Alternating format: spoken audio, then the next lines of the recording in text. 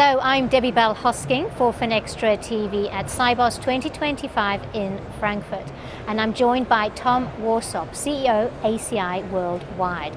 And we're talking about that ever-changing world of payments. So Tom, welcome, not only to Sibos, of course, but here to the Finextra TV studio. Well, I appreciate it, and I used to live near Frankfurt, so it's a bit of a homecoming for me, so it's been fantastic. Although I did have an interesting experience this morning. I tried to order a coffee, and the woman at the Starbucks did not speak German. Ah! So that just shows you how international and how amazingly integrated the world is becoming. Absolutely, not just the world of coffee, but the world of payments, of course. Absolutely right. Always changing.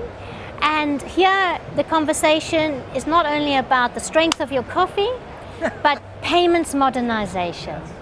Everyone's talking about it. Yes. And there is, there's a buzz here and there's a sense of urgency to get on board. Why do you think we're feeling that urgency towards modernizing payment infrastructures? If I look back in time just for a second, there's been change and innovation in payments as long as I've been alive.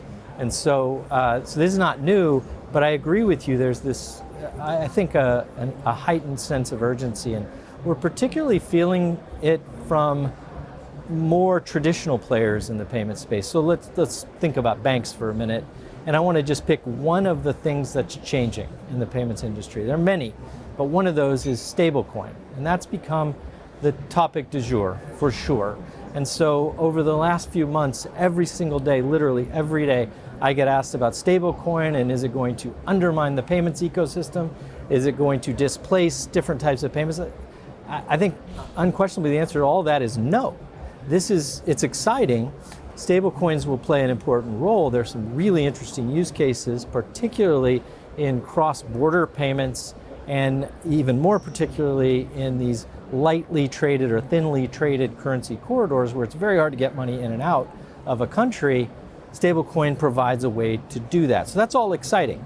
Now, the Bank of England over the last few days has done a couple of things around stablecoin. First, they cautioned against the risk that stablecoin could potentially pull money out of the existing banking system. In fact, they were talking about potentially having caps on stablecoin ownership. I think that's a bad idea. I don't ever like caps, but I understand the risk. I don't think it's as big a risk as maybe it was played out to be.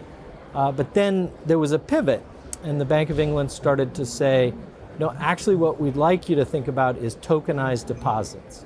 Tokenized deposits have some of the best features of stablecoin or crypto and a traditional bank account. But they have the goodness of the crypto, the reliability and full faith and credit of a taxing authority behind those deposits, and then it allows banks to lend against them. So I agree with them. That's a great solution, but we've had a lot of fear, I think, and I don't think that's warranted. I think what we're seeing is new payment types coming. They have incredibly valuable use cases, and existing payment types continue to grow. And I think that's what we're going to see. And if I think about what my company, ACI Worldwide, what we do, is we think of it as intelligent payments orchestration. So it doesn't matter who the initiator of a payment, who the receiver of a payment or money movement transaction.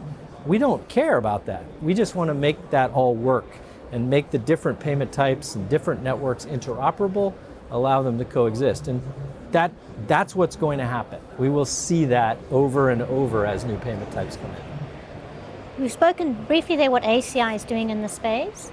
And from a more industry perspective, what can be done to address this fear that you've mentioned, and also maybe the fear of being left behind in the payment space?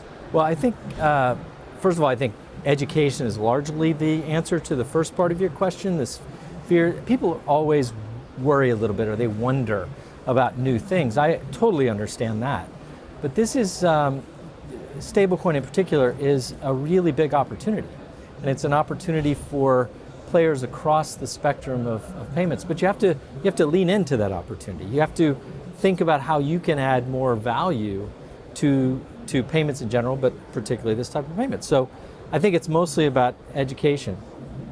I think we're going to see a lot of players emerge. And if I walk around, as I walked around the couple of floors here in Frankfurt, what I saw was again and again, people talking about crypto, stablecoin, we can help you.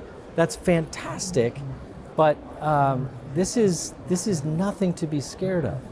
This is opportunity, and the people that lean in and take advantage of those opportunities, they're going to thrive. The people that worry about it, wonder, are they going to be left behind? They're going to struggle. And I think there were a couple of speeches yesterday here that really sort of embody that idea. There was Chris Waller from the Fed board in the U.S. talked about the way the U.S. is pushing innovation. They're trying to support innovation, particularly with private sector innovators.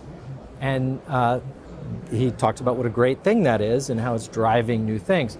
Then we had the president of the Bundesbank talk a little bit the opposite side, not exactly, but he was saying, innovation for innovation's sake is not good. I agree with that. I agree with both of them. But I think the opportunity here is not innovation for innovation's sake. It's innovation which adds more value to consumers, to financial institutions, to merchants around the world. And that, I think, is exactly what we're seeing. Because these use cases, some of which I've already mentioned, those have tremendous value. And that is what will drive the growth of stablecoin and whatever the next big thing is. So how can institutions within this background differentiate themselves when it comes to their approach? So if I think about financial institutions, many of which are represented here, they have a unique position because they are trusted. People like me and you, I assume, we have our money in banks. We trust them to facilitate our payments. We trust them to hold our money, to give us a yield. So if I'm a financial institution, I'm saying I'm going to take advantage of that precious position I have in the market, and I am going to be an innovator. I am going to take advantage of some of these new opportunities and give it to you and give it to me, give us the value that's inherent there. And again, I see this as a massive opportunity for those that take advantage of it. Talking about really immersing yourself into the space and into the change, what direction will ACI be taking? So we've been heavily focused on two things, innovation and modernization. They go hand in hand. But we've been a payments innovator for 50 years. This is our 50th anniversary this year in 2025 as a company. Not all that many companies can say they've been around that long, but we've played a vital role in the building of the payments infrastructure around the world. We're going to continue to do that. And we're going to apply our very heavily innovation-driven culture to the modernization of the global payments ecosystem. And so, like I was describing with the financial institution, ACI has a great position because we are proven. Our solutions handle trillions of dollars of payments every single day for the largest banks in the world. We're going to continue to do that, of course, and we give these customers the opportunity to take advantage of the innovation we are driving, funding, and building as we go forward. Tom, it's been so good to talk to you. And also, I just feel like you're adding to the excitement and the buzz that we're feeling here at Sibos. Well, I'm passionate about what we do, so I can thank tell. you. Thank you. Thank you.